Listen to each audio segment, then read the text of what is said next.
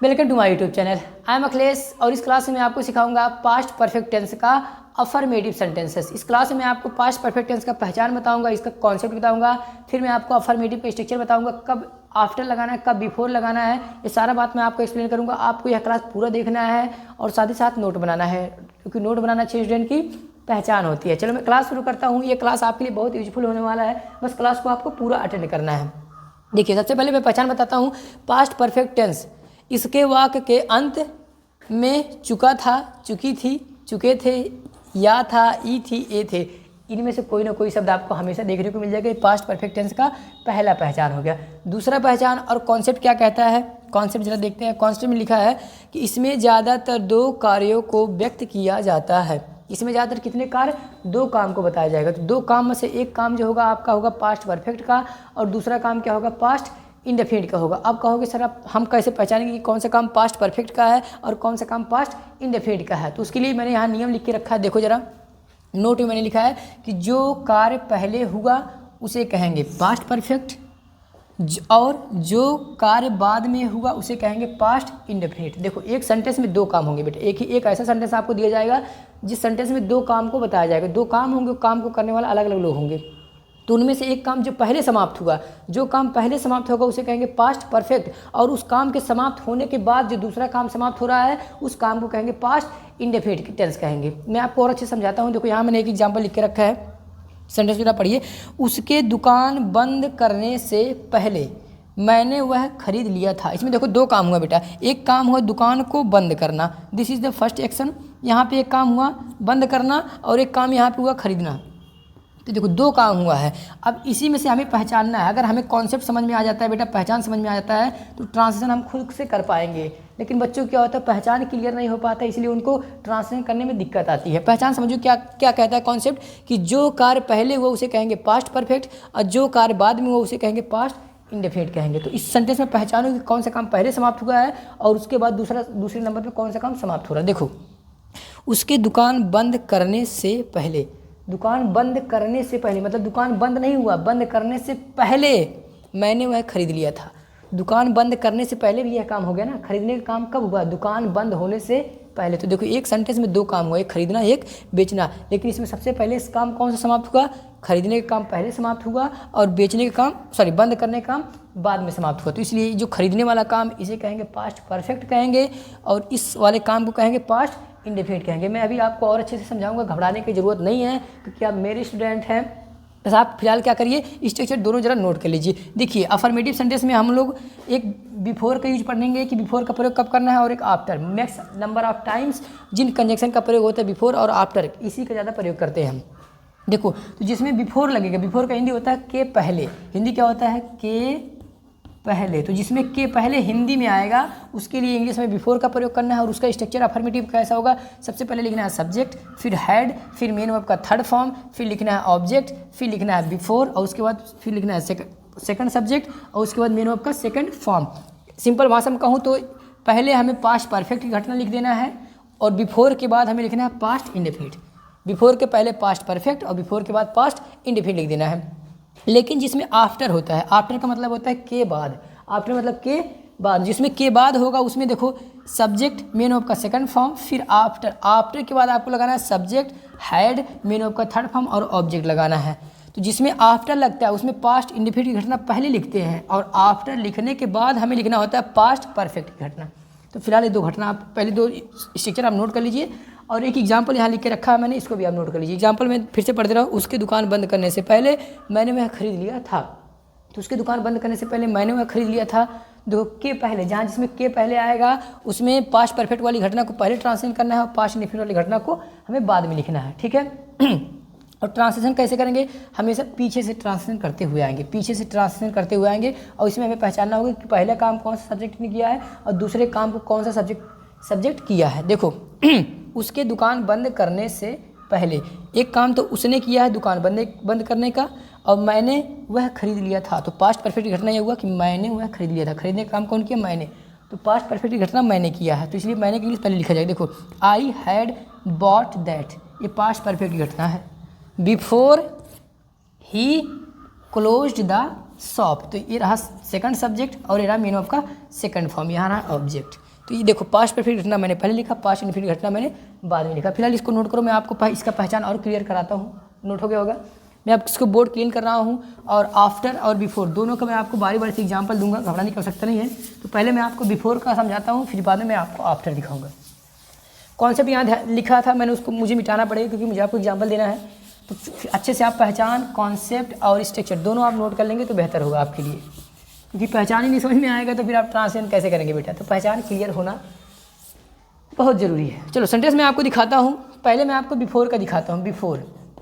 Before का हिंदी क्या होगा? के पहले। तो मैं इसका आपको कुछ सेंटेंसेस आपको दिखाऊंगा, फिर मैं आपको आफ्टर पे आऊँगा, ठीक है। चलो पहला सेंटेंस मैं लिखता हूँ, एक ही मैं हिंदी लिखूंगा, उसके बाद फिर मैं हिंदी नहीं लिखूंगा।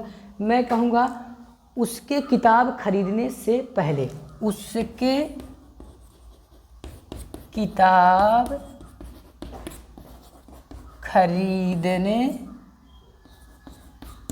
से पहले, उसके किताब खरीदने से पहले तुम पैसा चुरा लिए थे। उसके किताब खरीदने से पहले तुम पैसा चुरा लिए थे। अब ये सेंटेंस हमें इसका ट्रांसलेशन करना है। अब सबसे पहले आपको पहचान होना चाहिए कि इसमें कौन सी घटना पास्ट परफेक्ट की हो रही है और कौन सी घटना पास्ट इंडेफिनिट की हो रही है। आसान भाषा में आपको कह दूं कि जिसमें के पहले होता है, जो अंतिम में लिखा होता है सबसे पहले, यही घटना पास्ट परफेक्ट की होता है। अंतिम में जो लिखा होता है वही घटना पास्ट परफेक्ट की होती है और सबसे पहले इसी का इंग्लिश भी हमें पहले लिखना होता है। लेकिन आपको इस तरह से नहीं समझना, आपको इसका कॉन्सेप्ट के अनुसार समझ लेना है कि जो काम पहले समाप्त हो रहा है वह पास्ट परफेक्ट और जो बाद में समाप्त हो रहा है वो पास्ट इंडेफिनिट। आपको इस तरह से समझना है। देखो उसके किताब खरीदने से पहले, तो मतलब जब किताब खरीदा भी नहीं गया उसके पहले भी एक काम हुआ, उसके पहले भी एक काम हुआ। वो कौन सा काम हुआ था? तुमने पैसा चुरा लिया, चुराने का काम हुआ। तो देखो एक काम यहाँ पे एक काम हुआ है और एक काम यहाँ पे हुआ। फर्स्ट ये है, सेकंड दो काम हुए पे है, यहाँ पे हुए हैं। तो पहले कौन सा काम हुआ? खरीदने का काम पहले हुआ कि चुराने का काम पहले हुआ? दिमाग लगाओ, सेंटेंस को बार बार पढ़ोगे तो समझ में आ जाएगा कि उसके किताब खरीदने से पहले, मतलब जब वो किताब नहीं खरीदा भी, किताब खरीदने के पहले एक काम हो चुका है। वो कौन सा काम हुआ था? पैसा चुराने का। तो कौन सा काम पहले हुआ? चुराने का काम पहले हुआ। किताब खरीदने के बाद काम तो बाद में होता ना, जब पैसा बचता तब तो खरीदता। तो ये काम पहले हुआ, ये है पास्ट परफेक्ट। अभी चुराने का काम कौन किया? जरा फिर से सेंटेंस पढ़ो। तुम्हारे किताब खरीदने से पहले तुम पैसा चुरा लिए थे। तो मतलब चुराने का काम तुमने किया है। तो पास्ट परफेक्ट की घटना हमें मिल गया, पास्ट परफेक्ट का सब्जेक्ट भी हमें मिल गया। चलो इसका ट्रांसलेशन फटाफट कर देते हैं। तुम मतलब यू के बाद क्या लगाओगे? हैड के बाद थर्ड फॉर्म चुराने का, stolen the money. You had stolen the MONEY money. अब कब? बिफोर उसके किताब खरीदने। तो बिफोर, चलो यहाँ में लिखते हैं बिफोर ही, खरीदना मतलब बॉट, बिफोर ही बॉट द बुक, बिफोर ही बॉट द बुक। लो सेंटेंस बन गया। अगला एग्जाम्पल मैं आपको दिखाता हूँ। अब मैं हिंदी नहीं लिखूंगा, हिंदी में आपको बोलूँगा, आपको खुद से इसका क्या करना पड़ेगा, हिंदी दिमाग में रख के उसको पहचानना पड़ेगा बेटा, ठीक है। क्योंकि मेरे पास टाइम थोड़ा सा कम है इसलिए मैं हिंदी लिखता हूँ, तो टाइम थोड़ा ज़्यादा लग जा रहा है, इसलिए मैं हिंदी बोलूँगा और ध्यान से सुनिएगा तो भी आपको बात समझ में आएगा। देखिए दूसरा एग्जाम्पल मैं आपको दिखाता हूँ। मैं कह रहा हूँ उसके पानी गर्म करने से पहले, उसके पानी गर्म करने से पहले लाइट चली गई थी। उसके पानी गर्म करने से पहले लाइट चली गई थी। अब बताओ पानी गर्म हुआ भी नहीं, इसके पहले काम हो गया, क्या हुआ? लाइट चली गई। तो कौन सी घटना पास्ट परफेक्ट की है? लाइट चली गई। तो लाइट चली गई। So the light had gone, light had gone before he boiled the water, before he boiled the water. उसके पानी गर्म करने से पहले लाइट चली गई। अगर दिमाग लगाएंगे एक भी सेंटेंस बाउंस नहीं जाएगा बेटा। चलो तीसरा सेंटेंस मैं कह रहा हूँ मेरे यहाँ आने से पहले, मेरे यहाँ आने से पहले तुम्हारा भाई छुप गया था। मेरे यहाँ आने से पहले तुम्हारा भाई छुप गया था। अब इसमें बताओ कौन सा काम पहले हुआ? मेरा आना पहले हुआ है, छुपना पहले हुआ? छुपने का काम पहले हुआ है तो वह घटना क्या होगा? पास्ट परफेक्ट हो गया। तो तुम्हारा भाई छुप गया था। तो your brother had hidden your brother had hidden before I came. Before I came, मेरे आने से पहले तुम्हारा भाई छुप गया था। चलो नेक्स्ट एग्जाम्पल मैं आपको दिखाता हूँ। चौथा मैं कह रहा हूँ कि तुम्हारे यहाँ बैठने से पहले, तुम्हारे यहाँ बैठने से पहले वह कुर्सी हटा दिया था। तुम्हारे यहाँ बैठने से पहले वह कुर्सी हटा दिया था, मतलब खींच लिया था, पीछे खींच लिया था। तो कौन सा काम पहले हुआ? कुर्सी का अब बैठने का काम पहले हुआ कि कुर्सी हटाने का काम पहले हुआ? कुर्सी खींचने का काम पहले हुआ। तो कुर्सी खींचने का काम पहले हुआ, कुर्सी हटाने का काम पहले हुआ, तो कुर्सी को हटाया हुआ है। सो ही हैड, हटाना मतलब रिमूव लगा सकते हैं, removed the chair before you set. तुम्हारे बैठने से पहले वह कुर्सी हटा दिया था। तो देखो एक लास्ट एग्जाम्पल है, इसके बाद मैं आप आफ्टर पे आ जाऊँगा। लास्ट एग्जाम्पल है, मैं कह रहा हूँ मेरे पूछने से पहले, मेरे पूछने से पहले वह लिखकर मुझे दिखा दिया था। मेरे पूछने से पहले वह लिखकर मुझे दिखा दिया था। अब इसमें कौन सी पास्ट परफेक्ट घटना है? तो अब आप समझ गए होंगे कि पूछने से पहले एक काम हो चुका था, वो का लिखकर दिखाना हुआ। तो दिखाने वाला काम पहले हुआ और पूछने वाला घटना बाद में हुआ। तो लिखाने वाली घटना पास्ट परफेक्ट और दिखने वाला पूछने वाला घटना पास्ट इंडिफिनिट। तो लिखने वाला घटना पहले दिखाने वाला। सो ही हैड, दिखाना मतलब सोड, ही हैड सोड मी, लिख कर तो writing, he had showed me writing before I asked, before I asked. तो 5 मैंने सेंटेंसेस आपको बिफोर का बना के दिखाया है। आई होप कि आपको पहचान भी समझ में आ गया होगा और बिफोर का स्ट्रक्चर भी समझ में आ गया होगा कि बिफोर का प्रयोग जिसमें होगा उसमें पास्ट परफेक्ट की घटना पहले लिखी जाएगी, पास्ट इंडिफिनिट की घटना बाद में लिखी जाएगी। अब मैं आफ्टर पे आता हूँ। 5 एग्जाम्पल, आप 4 एग्जाम्पल यहाँ, एक एग्जाम्पल मैंने आपको पहले दिया था, तो नोट कर लीजिएगा अच्छे से। अब मैं आफ्टर पे आता हूँ। आफ्टर का हिंदी आपको पता होना चाहिए बेटा। आफ्टर का हिंदी क्या होता है? के बाद में। क्या होता है हिंदी?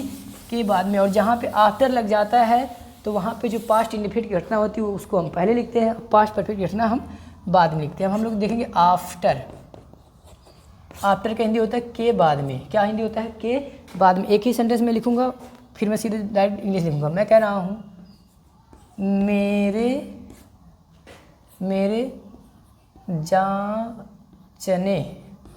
मेरे जांचने के बाद, मेरे जांचने के बाद वह कॉपी छुपा, छा से छाता रहेगा भैया, छुपा दिया था। अब देखो ये सेंटेंस हमारे हैं। अब आफ्टर का कॉन्सेप्ट समझ लीजिए, जिसमें आफ्टर होता है जो अंतिम में घटना होती है वो पास्ट इंडिफिनिट की घटना होती है, और हिंदी में जो पहले लिखा जाता है वो पास्ट परफेक्ट की घटना होती है।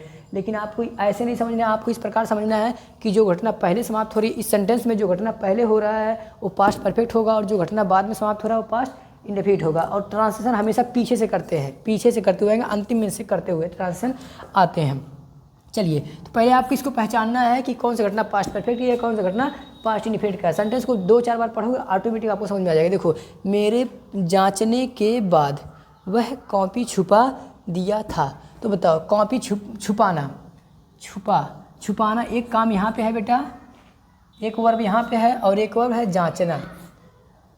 एक वर्ब यहाँ, एक वर्ब यहाँ, एक वर्ब यहाँ। अब हमें यही पहचानना है कि इसमें यह काम पहले हुआ कि वह काम पहले हुआ। सेंटेंस फिर पढ़ो, मेरे जांचने के बाद, तो मतलब जब जांचने का काम पूरा हो गया उसके बाद दूसरा काम हुआ ना छुपाने का।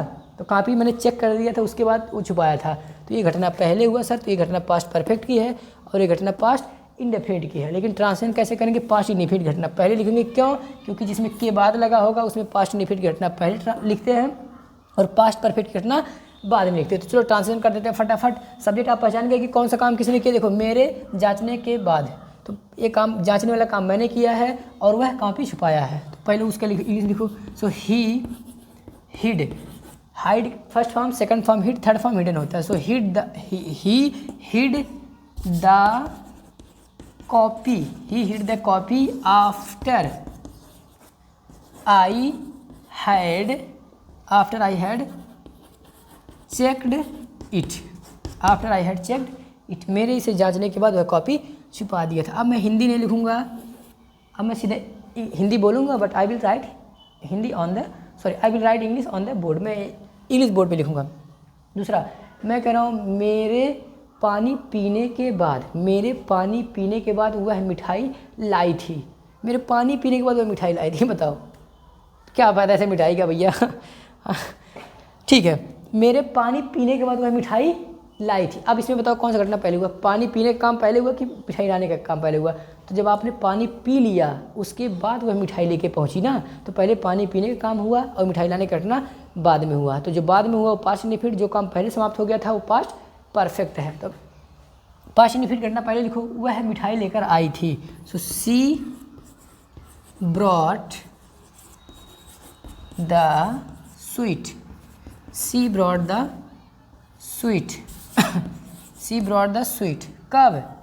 After I had drunk the water, after I had drunk the water. चलिए जगह थोड़ा कम है तो एक कुछ एग्जाम्पल हो पाएगा भैया। तीसरा एग्जाम्पल मैं कह रहा हूँ मेरे सोने के बाद वह बाहर चला गया था, मेरे सोने के बाद वह बाहर चला गया था। इसमें बताओ कौन सा घटना पास्ट परफेक्ट, सोने का काम पहले हुआ और जाने की घटना, बाहर जाने की घटना बाद में। तो सोने का काम पास्ट परफेक्ट और जाने की घटना पास्ट इंडेफिनिट। तो पहले पास्ट इंडेफिनिट का ट्रांसलेशन करो, वह बाहर चला गया था। सो ही वेंट आउट, वह बाहर चला गया था। कब? After I had slept, after I had slept. Last example बेटा चौथा, मैं कह रहा हूँ राम के जागने के बाद उसका भाई नहाया था, राम के जागने के बाद उसका भाई नहाया था। तो कौन सा घटना पहले, जागने की घटना पहले हुआ मतलब पास्ट परफेक्ट है, और नहाने की घटना बाद में हुआ मतलब पास्ट इंडेफिनिट है। तो राम, अच्छा सेंटेंस क्या था, राम के जागने के बाद उसका भाई नहाया था, तो his bro took a bath, his bro took a bath after Ram had woken, इसको पढ़ते हैं वोकन। एक चलो जगह है तो पाँचवा में 5 लिख दे रहा हूँ भैया, 5 मैंने बोला था, चलो 5 के लिए जगह बच गया है। ठीक है, लास्ट सेंटेंस है, मैं कह रहा हूँ उसके कमरा साफ करने के बाद उन्होंने खेलना शुरू कर दिया था। क्या बोला मैंने? उसके कमरा साफ करने के बाद उन्होंने खेलना शुरू कर दिया था। तो मतलब कमरा जब साफ हो गया उसके बाद खेलना शुरू किए ना, तो कमरा साफ करने का काम पास्ट परफेक्ट और खेलना शुरू पास्ट इंडेफिनिट है। तो उन्होंने खेलना शुरू कर दिया था, उन्होंने मतलब दे। सो दे स्टार्टेड, खेलना मतलब प्लेइंग, दे स्टार्टेड प्लेइंग। कब? After she had cleaned the room. चलो भैया यहाँ तक समाप्त हो गया सेंटेंस। तो 5 मैंने आपको आफ्टर का दिखाया और 5 मैंने आपको बिफोर का दिखाया। आई होप कि अफर्मेटिव सेंटेंस आपको क्लियर हो गया होगा, इसका पहचान और कॉन्सेप्ट वह भी क्लियर हो गया। फिर भी अगर कोई डाउट रह गया है तो you can ask me in the comment section and I am gonna answer you 100%, मैं आपको 100% रिप्लाई दूंगा। ठीक है, अब आपको क्या करना है, इस सेंटेंस का आपको पहचान मिल गया है, कॉन्सेप्ट मिल गया है, स्ट्रक्चर मिल गया है। अब आप इसको अधिक से अधिक प्रैक्टिस करिए और अपनी स्पीकिंग में आप इसका यूज़ करिए। तो आज के लिए इतना ही, तब तक के लिए आप लोगों से नमस्कार।